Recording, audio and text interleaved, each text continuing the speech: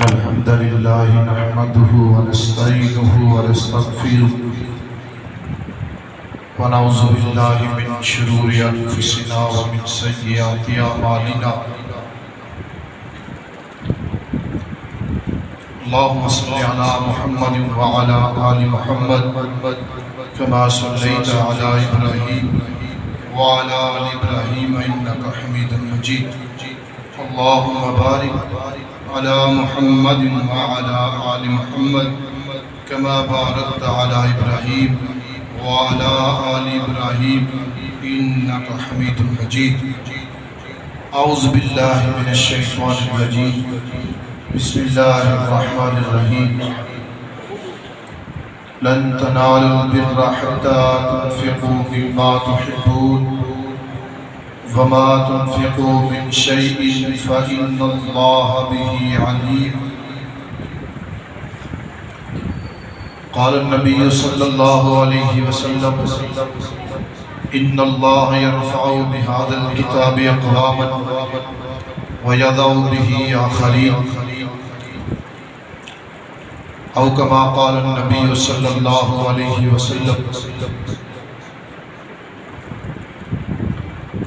حضرات عزیز وخار ہر قسم کی حمد و ثنا اللہ احکم الحاکمین کی ذات کے لیے جو ساری کائنات کا خالق و مالک و رازق ہے درود و سلام بلا تعین و تعداد انگنت لا تعداد بے حد بے حساب ریت کے ذرات سے زیادہ پانی کے قطرات سے زیادہ ساقہ دو جہاں نبی کائنات مجسمہ اخلاق جن کا نام نامی اسم گرامی محمد رسول اللہ صلی اللہ علیہ وآلہ وسلم ہے اور دعائیں رحمت و بخشش و مغفرت ہے جملہ اصحاب النبی کے لیے جملہ اہل بیت النبی کے لیے جملہ ازواج النبی کے لیے جملہ تابعین تبع تابعین محدثین بزرگان دین اولیاء کرام علماء کرام رحمہم اللہ تبارک و تعالی اجمعین زیادہ وقت نہیں لوں گا چند ایک گزارشات آپ کے سامنے رکھتے ہوئے اپنی بات کو سمیٹ کر مہمان جو خطیب ہیں خطبہ ہیں ان کو بیان کا موقع دیا جائے گا تو حضرات عزیز وقار میں نے آپ احباب کے سامنے چوتھے سپارے کی پہلی آیت پڑھنے کی سعادت حاصل کی ہے آپ کی ہمتن گوش توجہ کا مطلوب ہو تاکہ بات سمجھانے کا اور سمجھنے کا مزہ آئے چوتھے سپارے کی اس پہلی آیت میں رب کائنات نے مالک ارض و سما نے اپنے بندوں سے مخاطب ہو کر یہ اعلان فرمایا لن تنالوا البر حتى تنفقوا مما تحبون تم اس وقت تک نیکی کی پیک کو نہیں پہنچ سکتے نیکی کے اعلیٰ درجے کو نہیں پہنچ سکتے تم نیکی کے اس لیول تک نہیں پہنچ سکتے جب تک حتی تنفقوا مما تحبون جب تک تم اپنی سب سے قیمتی چیز اللہ کے راستے میں نہ قربان کرو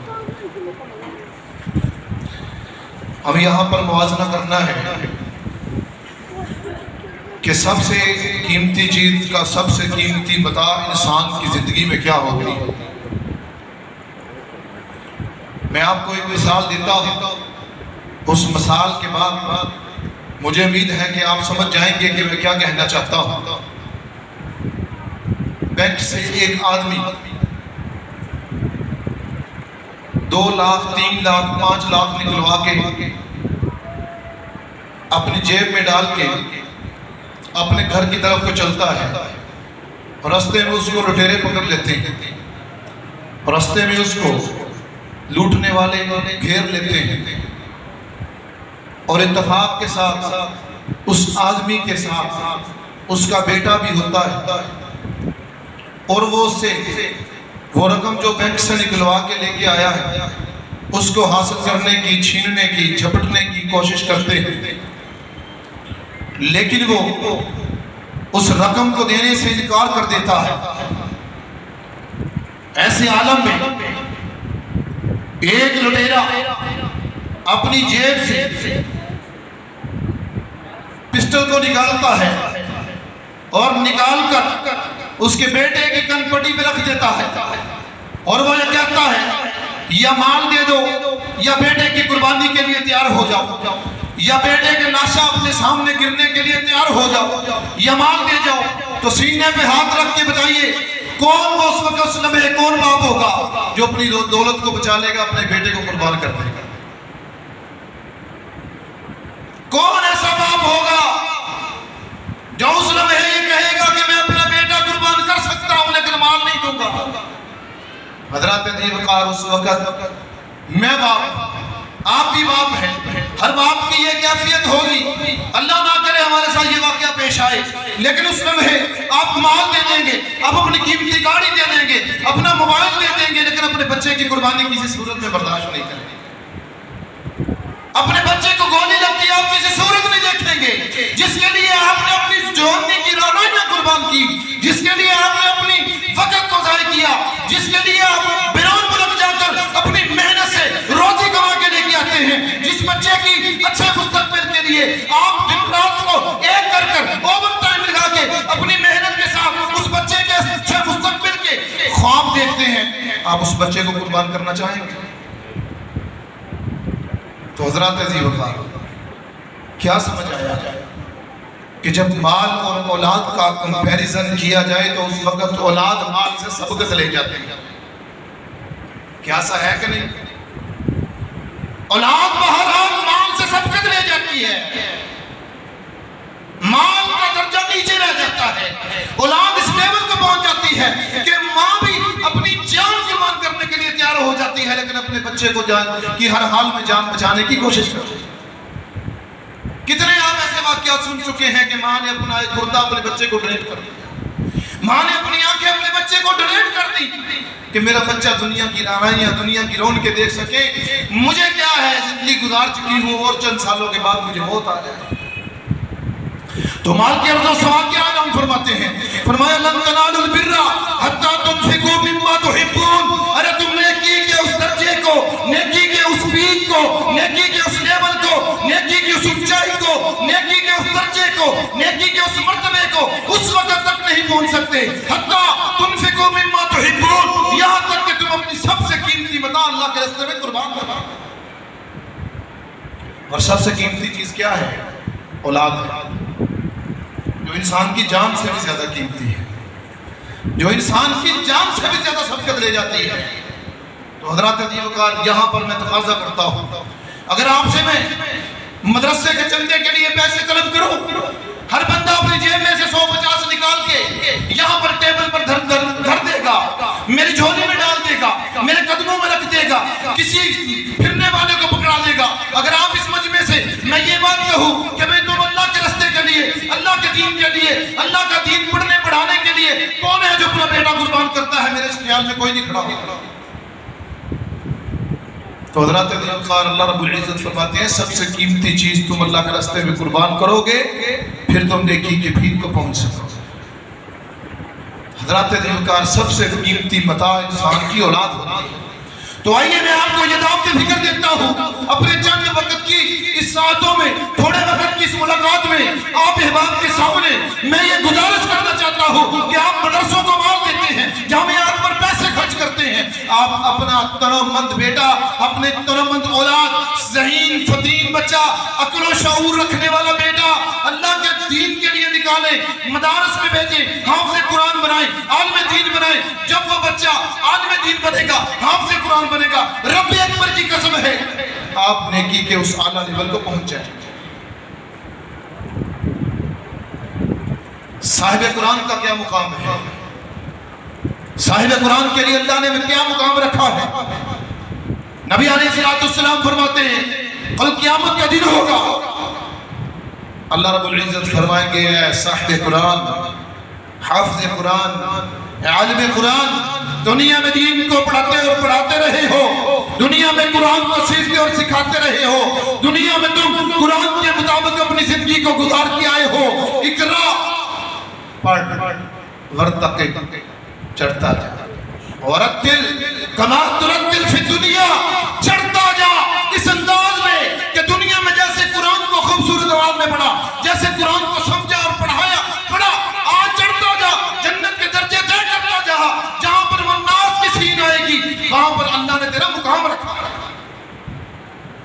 یہ پی ایچ ڈی ہولڈر کو بھی نہیں مقام، جناب والا ایم بی بی ایس کرنے والوں کو بھی یہ مقام حاصل نہیں، انجینئرنگ کرنے والوں کو یہ مقام حاصل نہیں۔ آپ دنیا کی دوڑ میں، آپ دنیا کی ریس میں ترقی کی راہیں تلاش کر رہے ہیں، کیمبرج یونیورسٹی کے نصاب میں آپ ترقی کی راہیں تلاش کر رہے ہیں، آکسفورڈ کے نظام میں آپ جناب ترقی کی راہیں تلاش کر رہے ہیں، جناب والا بیکن ہاؤس کے سکول میں، جہانیہ کے مہنگے مہنگے سکولوں میں آپ اپنے بچے کا اچھا مستقبل بنانے کے لیے کتنے فکر مند ہیں، لیکن دنیا میں آپ نے کیا کھویا کیا پایا؟ تمہارا بچہ پی ایچ ڈی تو کر چکا، تمہارا بچہ اچھا قسم کا ڈاکٹر تو بن چکا، تمہارا بیٹا انجینئر تو بن چکا، آج تم دنیا سے جاتے ہو، تم دنیا سے فوت ہوتے ہو، اس وقت تمہارے بیٹے کو اس بات کا نہیں پتا میں نے اپنے باپ کو غسل کیسے دینا ہے، میں نے اپنے باپ کا جنازہ کیسے پڑھانا ہے۔ بھئی مولوی صاحب کو بلاؤ، مولوی صاحب آ کے میرے بیٹا جنازہ پڑھا کے میں کوئی نہیں سیکھیا۔ رب اکبر کی قسم ہے، یاد رکھیے، جس بد نصیب کرنے والے کے بیٹے کے یہ تاثرات ہوں گے، رب اکبر کی قسم ہے اس نے دنیا میں کھو کر کیا ہے، پا کر کچھ نہیں کیا۔ نبی علیہ السلام فرماتے ہیں ان اللہ یرفع بہذا الکتاب اقواما ویضع بہ آخرین۔ ارے تم کیا سمجھتے ہو یہ قرآن پڑھنے سے، عالم بننے سے، مولوی بننے سے، مسجدوں کے امام اور مدرس اور خطیب بننے سے تمہارے رزق میں کمی آ جائے گی، تمہاری شہرت میں کمی آ جائے گی، تمہاری ذات کی جناب ڈیگریڈیشن ہو جائے گی؟ نانا، میرا نبی فرماتا ہے ان اللہ یرفع بہذا الکتاب اقواما ویضع بہ آخرین۔ اللہ نے اس قرآن کے ذریعے، نبی کی حدیث کے ذریعے قوموں کو عروج بخشا ہے، قوموں کو دنیا کی سرداری عطا کی ہے، ویضع بہ آخرین۔ اور جس نے اس قرآن کو ماس الماریوں کی زینت بنایا، جس نے اس قرآن کو ماس تعویذات کی زینت بنایا، جس نے اس قرآن کو ماس قسمیں اٹھانے کی زینت بنایا، وَيَضَعُ بِهِ آخَرِينَ، اللہ رب العزت اس کا نام تاریخ کے اوراق میں دفن کر کے رکھ دیتا۔ میں نے اس لیے بات کہتا ہوں بچوں کو ڈاکٹر نہ بناؤ، میں نے یہ بات کہتا ہوں بچوں کو انجینئر نہ بناؤ، میں نے یہ بات کہتا تم بچوں کو وکالت نہ سکھاؤ، یہ دنیا کے پیشے ہیں، دنیا کے چھوپے ہیں، پیٹ کو بھرنے کے لیے یہ سیکھنا ضروری ہے۔ اس فن میں جتنے کہا گو گے تم تبلیغ بھی اسی طریقے سے اسی انداز سے کر سکو گے، لیکن ہر کس بچے کو دین سے دور مت کیجیے۔ جہاں پر آپ اچھے اچھے ٹیچرز کا انتخاب کرتے ہیں، جہاں پر آپ بچے کی اچھی تعلیم کے لیے اچھے اچھے اداروں، اچھے اچھے سکولوں، کالجز اور یونیورسٹیز کا انتخاب کرتے ہیں، وہاں پر بچے کی دینی تعلیم اور دینی تربیت کا بھی اتنا ہی اہتمام کریں جتنا آپ بچے کی دنیاوی تعلیم کے لیے کرتے ہیں۔ اور یہاں پر میں آپ اہتمام کو ایک اور بات گزارش کر دوں، جاتے جاتے وقت ختم ہو چکا، 10 سے 15 منٹ ملا کر 25 منٹ کا ٹائم تھا، تو حضرات عزیز وقار امام بخاری رحمہ اللہ مجھے یاد آیا۔ اللہ اکبر کبیرہ، آنکھوں سے نبینہ پیدا ہوتا ہے۔ مائیں کہتی ہیں، ماؤں کا شکوہ ہے ہمارے بچے دینداری کی طرف لگتے نہیں ہیں، دینداری سیکھتے نہیں ہیں۔ امام بخاری رحمہ اللہ کی ایمان کا واقعہ اٹھا کے دیکھیے، آپ کا ایمان تازہ ہو جائے گا۔ امام بخاری کی 2 واقعے رحمۃ اللہ علیہ کی، پھر بات کو ختم کرتا ہوں۔ امام بخاری رحمہ اللہ نبینہ پیدا ہوتے ہیں، ماں یہ دعا کرتی ہے اللہ میں نے اپنے اس بیٹے کو، تیرے اس بندے کو دین سکھانا تھا، دین کا حافظ بنانا تھا، قرآن سنانا تھا، نبی کا فرمان سنانا تھا، اللہ یہ نبینہ پیدا ہو گیا ہے، اس کو آنکھیں عطا کر دے۔ اللہ رب العزت نے ماں کی دعا کی برکت سے اللہ رب العزت نے امام بخاری کو آنکھیں عطا۔ دعائیں کرتی ہے ماں، آپ بھی دعا کیا کریں، ربنا هب لنا من ازواجنا وذرياتنا قرة اعين واجعلنا للمتقين اماما۔ اللہ میری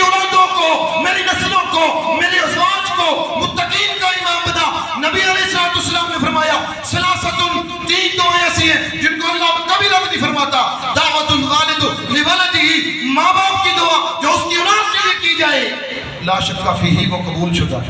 کیوں نہیں کرتے تو؟ جب ہمارا مزاج ہمارا سٹیٹس ہی یہ بن گیا ہے کہ ہم نے بچوں کو پڑھانی ہی صرف دنیا، دین کی طرف نہیں آنے دینا، مولوی نہیں بننے دینا، عالم نہیں بننے دینا. میں پہلے گزارش کر چکا ہوں، دنیا سے فوت ہوتے ہیں، دنیا سے جاتے ہیں. جب بچے کو اس بات کا نہیں علم کہ میرے باپ کو غسل کیسے دینا ہے، پوری ایمانداری کے ساتھ بتائیے. آپ مسلمان ہیں، اہل حدیث اہل سنت کہلوانے والے ہیں. جس بچے کو یہ نہیں پتا میں نے اپنے باپ کو غسل کیسے دینا ہے، باپ کو کفن کیسے دینا ہے، باپ کا جنازہ کیسے پڑھانا ہے، کل خواب ڈٹھن میں مر گیا ہاں جا کے سوگ بنیندہ رہ گئے. کوئی کیا تیار میرے جنازے دا اعلان کرویندہ رہ گئے. چند آرو بیارو ٹورتا پہ وہ قدم کرویندہ رہ گئے. غیر جنازہ چاشا کنو پیر دھویندہ رہ گئے. وہ بیٹے کا کیا فائدہ جس کو وضو نہیں آتا، جس کو جنازہ پڑھانا تو دور کی بات، پڑھنا نہیں آتا. تم نے دنیا میں اس کے لیے خواب چھانی، دنیا میں تم نے اس کے لیے جناب والا جھوٹ بولا، 2 نمبری سے یا 1 نمبری سے کیسے بھی پیسہ کمایا. اب تم دنیا سے جا رہے ہو، تمہارا آخری حق تمہارا بیٹا ادا کرنے کے قابل نہیں ہے. تمہارا دنیا میں زندگی گزارنے کا فائدہ کس کام کا؟ کیا دے کے جا رہے ہو اپنی اولاد کو؟ کیا سکھا رہے ہو اپنی اولاد کو؟ حضرات عزیز وقار، امام بخاری رحمہ اللہ کا واقعہ سنا رہا. ماں نے دعا کی، اللہ نے آنکھیں عطا فرما دی. اور کیسی آنکھیں دی؟ مدینہ شریف ہم گئے ہیں، آپ 20 لوگ مدینہ میں رہ کے بھی آئے اور گئے ہیں. اللہ سب کو بار بار بلائے، اور جو نہیں گئے اللہ ان کو لے جائے، جو گئے ہیں ان کو پھر دوبارہ لے جائے. اللہ روضہ رسول کی زیارت نصیب فرمائے، مسجد نبوی کی، مسجد حرام کا جناب طواف صفا مروہ کی سعی نصیب فرمائے. مسجد نبوی کا منبر آپ احباب نے دیکھا ہے؟ اس منبر سے نبی علیہ السلام کے روضہ تک ایک قلیم کا ٹکڑا ہے جس کو ریاض الجنہ کہا جاتا ہے، جس کو ریاض الجنہ کہا جاتا ہے. اور جس بندے کو اس ریاض الجنہ میں 2 رکعت نماز پڑھنے کے لیے وقت مل جائے، وہ اپنے آپ کو دنیا کا سب سے خوش نصیب انسان سمجھتا ہے. اور حضرات عزیز وقار، دین پڑھنے، دین پڑھانے، دین سیکھنے اور دین سکھانے کی برکت سے، ماں کی دعائیں کرنے کی برکت سے، قرآن کی محبت کی برکت سے، حدیث کی محبت کی برکت سے، میرا امام بخاری اس ریاض الجنہ میں جس کے بارے میں نبی علیہ السلام نے فرمایا ما بین بیتی و منبری روضۃ من ریاض الجنہ، میرے گھر سے لے کر میرا منبر تک کا ٹکڑا یہ جنت کے ٹکڑوں میں سے ٹکڑا ہے. 16 سال جو بچپن میں پیدا ہوتا ہے، آنکھوں سے نبینا اللہ نے بینائی عطا فرمائی. 16 سال چاند کی روشنی میں بیٹھ کر سید بخاری دکھائی. گل سمجھ آئیے کہ نہیں؟ 16 سال کے اندر امام بخاری رحمہ اللہ نے سید بخاری لکھی اور فرماتے ہیں کہ میں ہر رات غسل کرتا، وضو کرتا اور سو جاتا. مجھے ہر رات نبی علیہ السلام خواب میں ملتے. بتائیے یہ کسی دنیا دار کو، کسی بیوروکریٹس کو، کسی انجینئر کو، کسی ڈاکٹر کو، کسی وکیل کو، کسی صحافی کو رب اکبر کی قسم ہے یہ مقام نہیں مل سکتا جو ایک دین پڑھنے والے کو اللہ نے عطا کیا ہے. ان اللہ یرفع بہذا الکتاب اقواما ویضع بہ آخرین. اور دوسری بات، جو لوگ پیسے کے زور پر، یہ درد دل ہے میرا، سماعت کیجیے، جو لوگ پیسے کے زور پر، پیسے کے بل بوتے پر، چند ٹکوں کی خاطر، چند ٹکوں کے عوض مسجدوں کے اماموں کو، قرآن حضرات کو، قاریوں کو گھر میں لاتے ہیں بچوں کو پڑھانے کے لیے. استاد کی، صاحب قرآن کی، قرآن والے کی اللہ کی قسم یہ توہین ہے کہ وہ چل کر تمہارے گھر میں بچوں کو تعلیم دے پیسوں کی خاطر. یہ توہین مت لیجیے. اپنے بچے کو مدارس کا رخ کروائیے، مساجد کا رخ کروائیے، مدارس جامعات میں بھیجیے. امام بخاری رحمہ اللہ جب تعلیم مکمل کر کے بخارا میں آتے ہیں تو ایک سیٹھ آدمی، ایک نواب آدمی، ایک امیر آدمی کہتا ہے وہ امام بخاری رحمہ اللہ محمد بن اسماعیل البخاری رحمہ اللہ امیر المومنین فی الحدیث، امام المحدثین فی الحدیث، امام بخاری رحمہ اللہ کہتے ہیں حضرت جی آپ میرے بچے کو میرے گھر میں آ کے تعلیم دے دیا کریں. میرا بچہ ٹوٹی ہوئی صفوں پر مسجد میں نہیں آ سکتا، مدرسے میں نہیں آ سکتا. امام بخاری رحمہ اللہ فرماتے ہیں کہ تمہارے بچے کو پڑھانے کے لیے میرے پاس وقت نہیں ہے. اگر تم نے بچے کو پڑھانا ہے تو میرے پاس جامع مسجد میں بھیجو، میں وہاں پر آ کر پڑھاؤں. وہ کہنے لگے تم پھر اس شہر میں نہیں رہ سکتے. امام بخاری فرمانے لگے جب تو نے مجھے یہ کہا تھا کہ میرے بچے کو پڑھا دیا کر، میں نے اس دن اپنا بستر پیک کر لیا تھا، میں شہر میں نہیں رہ سکتا. یہ علم والوں کی توہین ہے. یہ علم والوں کی قدر نہیں ہے. اگر علم والوں کی قدر کرنی ہے اور کروانی ہے تو اپنے ذہین ترین عقل مند فطین بچے. ساڑھے یہاں رواج پایا جاتا ہے کہ کہندے نے جیڑا بچہ ہے نا جی اکھاں تو اندھا ہے یا لگڑا لولا, چلو جنہوں مدرسے سٹ دیو آپ ہی پڑھی جائے گا, کھائی جائے گا, پی جائے گا, روزی کمائی جائے گا. نا یہ کنسیپٹ اللہ کے دین کے ساتھ مت رکھیں. آپ اس بچے کا انتخاب کریں جو ٹاپ 10 بچہ ہے. آپ اس بچے کا انتخاب کریں جس نے کالج کو ٹاپ کیا ہے. آپ اس بچے کا انتخاب کریں جس نے یونیورسٹی ٹاپ کی ہے. جب وہ دین پڑھ کے آئے گا, رب اکبر کی قسم ہے, ایک ذاکر نائک کیا 20 ذاکر نائک آپ کی سوچ بدلنے سے پیدا ہو جائے گا. جب تم دنیا کا تعلیم مکمل کروا کر بچے کو دین کی طرف لے کے آؤ گے, یا تم دین پڑھا کر پھر دنیا کی طرف لے کے آؤ گے. دنیا میں قیادت بھی بچہ تمہاری اچھی کرے گا. سیاست کا نظام, تم روتے ہو کہ اسمبلیوں میں 6 لوگ نہیں ہیں, تم روتے ہو کہ جناب تھانے میں 6 لوگ نہیں ہیں. یہ کیوں نہیں ہے؟ جب ہمارا یہ معیار بن گیا ہے کہ میرے پتر دے 1150 وچوں 1150 نمبر ہی آنے چاہیے نے. استاد جی فیس پاویں 1500 لے لیا کرنا, لیکن میرے پتر دے نمبر پورے آنے چاہیے. یہ بچے کو یہ بیٹا نماز جنازہ میں رکھتے کتنی ہوتی ہیں؟ تو بچہ کہے گا چاچا جی میرے گھر 4 ہی ہوتی ہیں. یہ ہوا ہے آپ کے پاکستان میں. رب کے قرآن کو گواہ بنا کے کہہ رہا, آپ کے اس پاکستان میں ہوا ہے. ایک میڈیا گلیوں میں جا کے پوچھتا ہے آپ یہ بتائیں کہ جنازے میں کتنی رکھتے ہوتی ہیں, کتنے سجدے ہوتے ہیں؟ اللہ کی قسم اس وقت میرا پتا مانی ہو گیا, جسم تھرتھرا گیا جب مسلمانوں کے بیٹے کالجز میں پڑھنے والے یہ کہہ رہے ہیں حسین گرپرسن کو. ہمیں لگتا ہے جنازے میں 3 رکھتے ہوتے ہیں. کوئی کہتا جی 4 رکھتے ہوتے ہیں. کوئی کہتا نہیں جنازے میں 2 رکھتے ہوتے ہیں. کوئی کہتا نہیں بھی 2 دفعہ سجدہ کرنا. پر اللہ کی قسم اس چیز کا علم نہیں. یہ کب ہوگا؟ جب میری اور آپ کی سوچ بدلے گی. نبی علیہ السلام نے فرمایا بندہ جب فوت ہو جاتا ہے اس کے اعمال کا دار و دار سلسلہ کار ختم ہو جاتا ہے الا من 3, مگر 3 کام باقی رہتے ہیں. جانتے ہیں ان 3 کاموں میں ایک کام کون سا ہے؟ وَلَدٌ صَالِحٌ يَدْعُو لَهُ, نیک بیٹا, نیک اولاد جو ماں باپ کے مرنے کے بعد اس کے لیے مغفرت کی دعائیں کرتی ہے, اس کے لیے اس کی مغفرت کی دعائیں کرتی ہے. بچہ نماز پڑھتا ہے, نماز میں تحیات میں تشہد میں بیٹھ کے کہتا ہے رب اجعلنی مقیم الصلاۃ ومن ذریتی ربنا وتقبل دعا ربنا اغفر لی ولوالدی ربنا اغفر لی ولوالدی وللمؤمنین یوم یقوم الحساب. اللہ مجھے بھی معاف فرما دے, میرے والدین کو بھی معاف فرما دے. تم نے دنیا میں سب کچھ کما لیا, تم دنیا سے جا چکے ہو, تمہاری قبروں کے نشان مٹ چکے ہیں, لوگ بول چکے ہیں. ان اللہ شاکر علیما, اللہ قدردان ہے اور علم رکھنے والا ہے.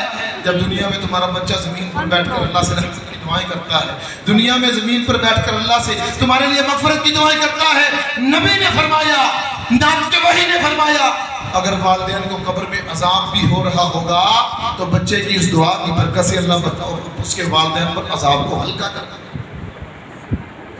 اللہ رب العزت ہمیں صحیح معنوں میں قرآن و حدیث پر عمل کرنے کی توفیق عطا فرمائے. حضرات اپنے بچوں کو مدارس کا رخ کروائیے, اپنے بچوں کو دین کا رخ کروائیے, اپنے بچوں کو دیندار بنائیے.